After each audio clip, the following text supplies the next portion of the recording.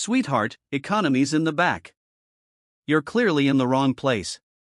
That's what the pilot told 16-year-old Saraphina Williams as she settled into her business class seat, clutching her birthday boarding pass. He didn't care to scan her ticket. He didn't care that she belonged there. All he saw was a young black girl alone sitting where he didn't think she should be. But what he didn't see, what none of them saw, was who she was about to call. Stay tuned to Dark Stories to witness the dramatic turn of events. The scent of new leather and subtle expensive perfume filled Saraphina Williams' senses as she sank into the plush embrace of seat 4B. For her 16th birthday, her father, the formidable Robert Williams, CEO of a global logistics empire, had gifted her a round-trip business class ticket to Paris. It was more than just a luxurious flight. It was a rite of passage, a solo trip to explore the art and culture she adored, a brief shimmering escape from the gilded cage of her life in New York City. Syria was a study in understated elegance. Dressed in a simple but well-tailored black turtleneck and dark jeans, with her hair braided in intricate cornrows that cascaded down her back, she clutched a worn copy of The Picture of Dorian Gray. She was an old soul, more at home in the quiet halls of the Met than at the boisterous parties her peers frequented. Her heart at that moment was a fluttering bird, a mix of nervous excitement and the quiet thrill of independence. She had just finished arranging her small backpack in the overhead compartment when a shadow fell over her. She looked up to see a man in a crisp pilot's uniform, his silver-winged pin glinting under the cabin's soft lighting. He was tall and broad-shouldered with a weathered face that might have been handsome were it not for the deep-set scowl that seemed etched into his features. His name tag read, Captain Harrison. "Can I help you?" Syria asked, her voice polite, though a prickle of unease ran down her spine. Captain Harrison's eyes, a startlingly pale blue, swept over her, lingering for a fraction of a second too long on her face, her hair, her attire. It was a look she knew all too well. A silent, dismissive appraisal that questioned her presence in a space he clearly felt she didn't belong. "This isn't your seat, little girl," he said, his voice a low rumble that carried an unmistakable edge of authority. He didn't wait for her response, instead jerking a thumb towards the back of the aircraft. "Economy is that way." Syria's initial surprise quickly morphed into a familiar, weary indignation. "I'm sorry, but this is my seat. 4B. She held up her boarding pass, the bold black letters clearly indicating her name and seat assignment. The captain barely glanced at it. "There must be some mistake," he said, his tone unwavering. He gestured to a flight attendant, a young woman with a nervous smile, whose name tag identified her as Chloe. "Chloe, could you please assist this young lady in finding her correct seat in the economy cabin?" Chloe's eyes darted between the formidable captain and the composed teenager. She gave Syria an apologetic look. "Of course, Captain." "Ma'am, could I see your boarding pass?" Syria, her hand trembling slightly, showed Chloe the pass. The flight attendant's eyes widened almost imperceptibly. "Captain," she began, her voice hesitant, "the boarding pass is for seat 4B. Captain Harrison's scowl deepened. He snatched the boarding pass from Syria's hand, his fingers brushing against hers with a dismissive touch. He scrutinized it, turning it over as if expecting to find some hidden flaw. A 16-year-old in business class flying alone? Highly unlikely. The comment, laced with condescending disbelief, sent a hot flush of anger through Syria. "I am 16, she said, her voice firmer now, "and I am flying alone." It was a birthday present. The captain let out a short, humorless laugh. "A birthday present?" "Right. Look, I've been flying for 25 years. I know a freeloader when I see one. You probably snuck past the gate agent." His accusation hung in the air, thick and poisonous. A few of the other business-class passengers, ensconced in their private pods, began to stir. Their curiosity piqued by the escalating drama.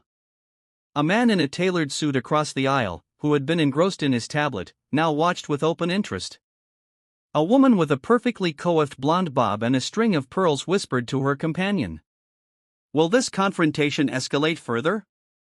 Keep watching Dark Stories to find out the shocking outcome. "I did not sneak past anyone," Syria said, her voice rising slightly despite her efforts to remain calm. "My ticket was purchased for me." If you'd like to scan it again, you'll see that it's valid. I'm not going to waste my time, the captain retorted, his voice growing louder, more belligerent. I have a flight to prepare for. Now, are you going to move or am I going to have you removed? The threat was stark, brutal. Syria's heart pounded against her ribs. She was acutely aware of the eyes on her, the silent judgments being passed. She felt a familiar sting behind her eyes, the threat of tears, but she refused to let them fall. She would not give him the satisfaction. I am not moving from the seat that was paid for, she said, her voice trembling but resolute. You have no right to treat me this way. I have every right, Captain Harrison boomed, his face reddening with anger. I am the captain of this aircraft. My word is law here, and I say you are not sitting in business class. He turned to Chloe again, his voice sharp with command. Chloe, call security. Have this girl escorted off my plane. Chloe looked horrified. Captain, perhaps we could just verify the ticket with the gate agent. It would only take a moment. Are you questioning my authority? He snarled, his pale blue eyes flashing with fury. Chloe shrank back, her face pale. No, Captain. Of course not. Syria felt a surge of despair. She was trapped. Her dream trip turning into a nightmare before the plane had even left the tarmac. The injustice of it all. The blatant prejudice was suffocating. She knew what this was about. It wasn't about a ticket. It was about the color of her skin, her age, the assumptions he had made the moment he laid eyes on her. As the captain turned his back on her, seemingly confident in his victory, Syria's mind raced. Her father's words echoed in her ears. Never let anyone make you feel small, Syria. Your voice matters. With a deep breath, she reached into her backpack and pulled out her phone. Her fingers, still trembling, flew across the screen. There was one person who could cut through this pilot's tyrannical reign. One person whose authority he couldn't question. She found the number she knew by heart and pressed the call button. The phone rang once, twice. Then a familiar, calm voice answered. Syria, is everything all right, sweetheart? Dad, she said, her voice thick with unshed tears. I have a problem. She glanced up at Captain Harrison, who was now imperiously directing another flight attendant to begin pre-flight checks. He was oblivious for now to the storm she was about to unleash. A storm that would not only cost him his flight, but would send shock waves through the entire airline industry. The gilded cage had been rattled, and the world was about to see the fury of a girl who had been pushed too far, and behind her the quiet power of a father who would move heaven and earth for his daughter. The plug was about to be pulled, and the freefall would be spectacular. Dad, Syria repeated, her voice a fragile thread in the hushed, tense atmosphere of the business class cabin. I'm on the plane at JFK, but there's a problem. On the other end of the line, in a sprawling corner office overlooking the twinkling expanse of Manhattan, Robert Williams leaned forward in his leather chair, his brow furrowing with concern. He was in the middle of a high-stakes conference call, finalizing a multi-billion-dollar merger. But his daughter's voice, laced with a distress she rarely showed, instantly commanded his full attention. He muted the conference call without a second thought. What kind of problem, sweetheart? Are you hurt? His voice was a low, soothing baritone, a stark contrast to the aggressive tones that had just filled the cabin. No, I'm not hurt, Syria said, her gaze fixed on Captain Harrison's back. It's the pilot. He won't let me sit in my seat. He says I don't belong in business class. Robert's grip on his phone tightened, his knuckles turning white. A cold, dangerous anger began to simmer beneath his calm exterior. He had spent his entire life building a world where his daughter would be judged by the content of her character, not the color of her skin or any preconceived notions about her age or background. To hear that she was facing such blatant discrimination on a trip that was meant to be a celebration of her independence was more than he could bear. He said, "What?" Robert's voice was dangerously quiet. He called me a freeloader, Syria whispered, the humiliation of the word stinging her anew. He said I probably snuck on. He's threatening to have security remove me from the plane. The silence on the other end of the line was heavy, charged with a palpable fury. Syria could picture her father's face, the way his jaw would clench, the thunder that would gather in his dark eyes. "Put him on the phone, Syria," Robert said, his voice now devoid of any warmth, replaced by a steely resolve. Syria took a shaky breath. "He won't talk to me, Dad. He's ignoring me." "Then make him listen," Robert instructed, his tone leaving no room for argument. "Tell him that Robert Williams wants to have a word with him." The name, spoken with such quiet authority, seemed to hang in the air between them. It was a name that carried immense weight in the world of business and finance, a name that opened doors and commanded respect. Syria stood, her legs unsteady but her resolve firm. She held the phone out towards Captain Harrison, who was now barking orders to another crew member. "Excuse me, Captain Harrison," she said, her voice cutting through the cabin's tension. "My father, Robert Williams, would like to speak with you." The captain froze, his back stiffening. He turned slowly, his scowl faltering as he registered the name. "Robert Williams," he repeated, his voice betraying a flicker of uncertainty.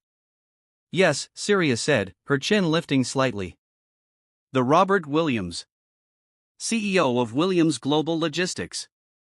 The weight of the name seemed to settle over the cabin like a heavy fog. Captain Harrison's pale blue eyes narrowed, but there was a new wariness in them. He took the phone with a begrudging reluctance, his fingers brushing against Syria's as he did. "This is Captain Harrison," he said into the device, his tone shifting from belligerence to a cautious neutrality. The conversation that followed was brief but seismic. Robert Williams' voice, though calm, carried an authority that brooked no argument. "Captain Harrison, this is Robert Williams. I understand you are refusing my daughter her rightful seat in business class and threatening her with removal from the aircraft. I suggest you verify her ticket immediately and apologize to her. If you do not, I will ensure that this incident becomes a matter of public record, and I will personally see to it that your airline faces consequences it cannot afford. Am I clear?" The captain's face drained of color as he listened. He handed the phone back to Syria with a shaky hand, his earlier confidence shattered. "Your father," he muttered, "is quite persuasive." He turned to Chloe, his voice now a strained whisper. "Verify the ticket. Now." Chloe scurried to the front of the cabin, returning moments later with a tablet in hand. She scanned Syria's boarding pass, her movements quick and efficient. "It's valid, Captain," she said, her voice barely above a whisper. "Seat 4B, paid in full." Captain Harrison's jaw clenched, but he had no choice. He turned to Syria, his voice tight with forced civility. "My apologies, Miss Williams. It seems there was a misunderstanding. You may remain in your seat." The words were hollow, devoid of genuine remorse, but they were a victory nonetheless. Syria took her phone back, murmuring a quiet thank you to her father before ending the call. The cabin settled into an uneasy silence, the other passengers exchanging glances, some with admiration, others with discomfort. But the drama was far from over. Robert Williams was not a man to let such an insult pass without action. Within hours, he had contacted the airline's corporate office, demanding a full investigation into Captain Harrison's conduct. He leveraged his considerable influence, threatening to pull his company's extensive logistics contracts worth hundreds of millions annually from the airline unless swift and decisive action was taken. The airline, a major player in the industry, could not afford to lose such a client. The next day, a press release was issued. Captain David Harrison was suspended pending a thorough investigation into allegations of racial profiling and abuse of authority. The airline issued a public apology to Syria, promising to implement mandatory diversity and sensitivity training for all staff. The story exploded across social media, with hashtags like #JusticeForSyria and #PilotProfiling trending worldwide. News outlets picked it up, framing it as a David versus Goliath tale of a teenage girl standing up to institutional prejudice with the backing of her powerful father. Captain Harrison's career, once a source of pride, began to unravel. The investigation revealed a pattern of similar incidents, complaints from passengers that had been overlooked or dismissed. His suspension turned into a termination, his pilot's license revoked after a review by the Aviation Authority. The man who had once ruled his cabin with an iron fist was now a pariah, his reputation in tatters. His family bore the brunt of the fallout. His wife filed for divorce, citing irreconcilable differences exacerbated by the scandal. His children, embarrassed by the public disgrace, distanced themselves. He lost his home, forced to sell it to cover legal fees and mounting debts. He took a job at a big-box store, stocking shelves for minimum wage, a stark contrast to the cockpit he once commanded. The freefall had been spectacular, as Syria had predicted, a hard karma that left no aspect of his life untouched. Months later, a former colleague, Mark, a first officer who had witnessed the incident, visited David at his modest apartment. The two men sat across from each other at a rickety kitchen table, the air thick with unspoken tension. "I should have done more, David," Mark said, his voice thick with regret. "I should have stood up to you. I should have de-escalated the situation. But I was intimidated. You were the captain." David just shook his head, a bitter laugh escaping his lips. "It wasn't your fault, Mark. It was mine. All mine." Mark hesitated, then reached into his pocket.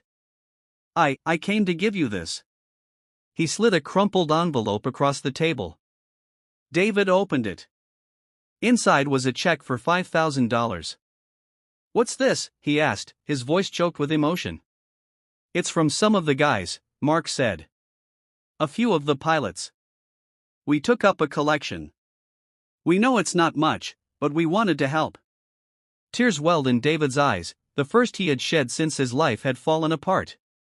It was a small gesture, a drop in the ocean of his financial and emotional ruin, but it was a flicker of light in the overwhelming darkness. It was a sign that he was not entirely alone, that he had not been completely erased. Meanwhile, Syria was navigating her own complex emotional landscape. The incident had changed her, hardened her in some ways. But it had also made her more aware, more empathetic. She had become an unwitting symbol, a reluctant activist. She was invited to speak at conferences, to participate in panel discussions on race and privilege.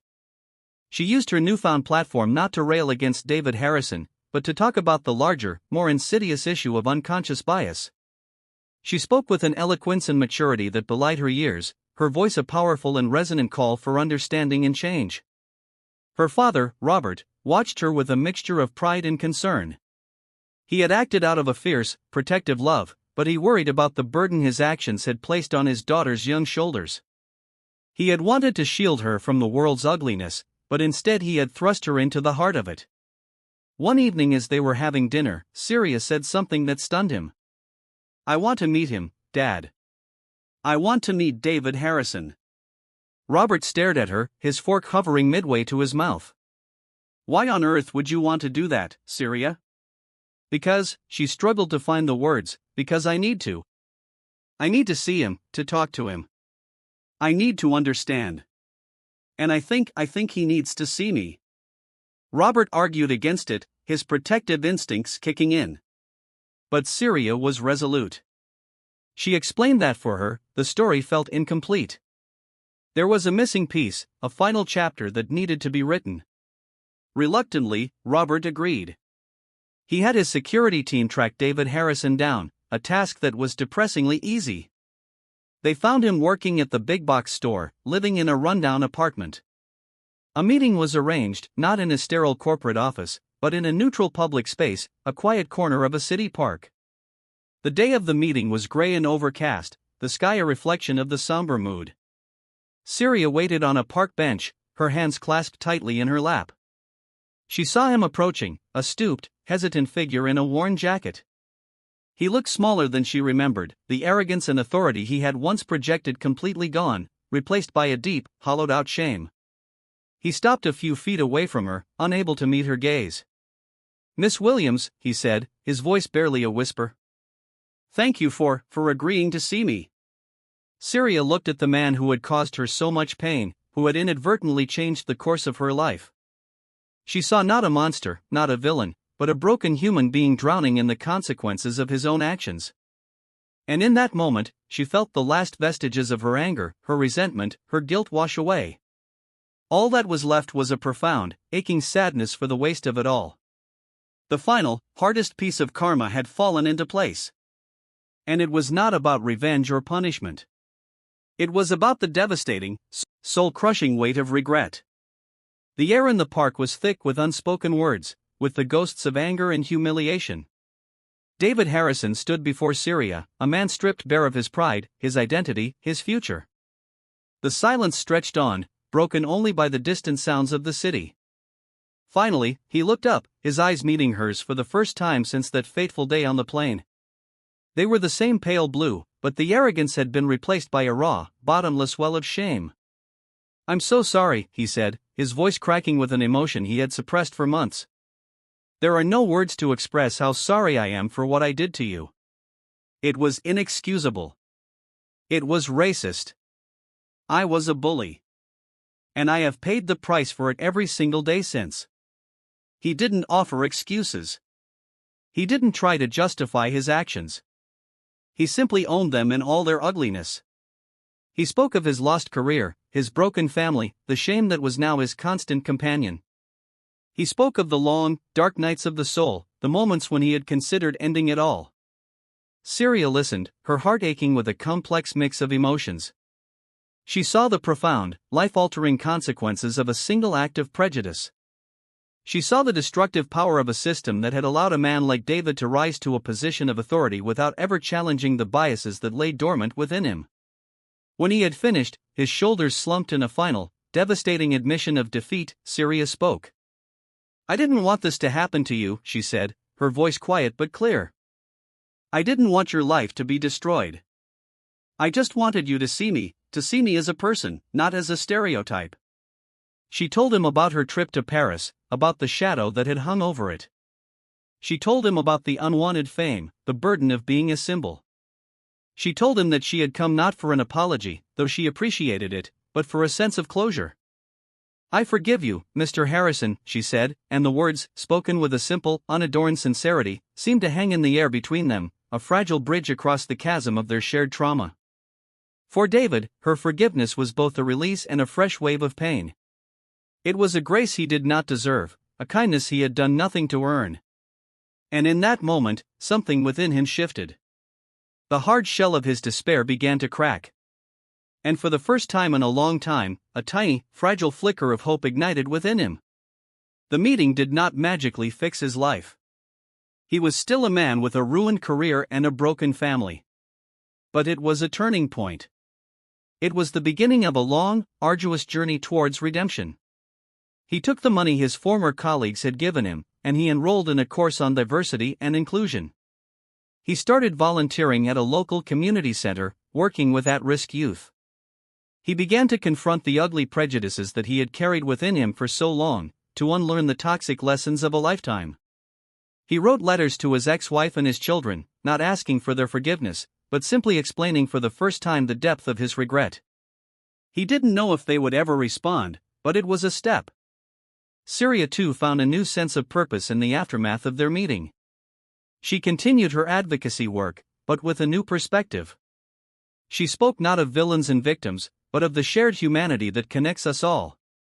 She and her father established a foundation that provided scholarships for underprivileged students and funded programs aimed at promoting cross-cultural understanding. The story of the pilot and the black teen in business class became a case study, a cautionary tale taught in business schools and airline training programs. It was a story about the devastating consequences of prejudice. But it was also a story about the power of a single voice to effect change.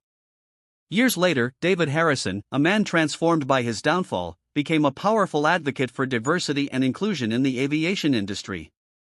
He spoke at conferences, sharing his own story as a cautionary tale.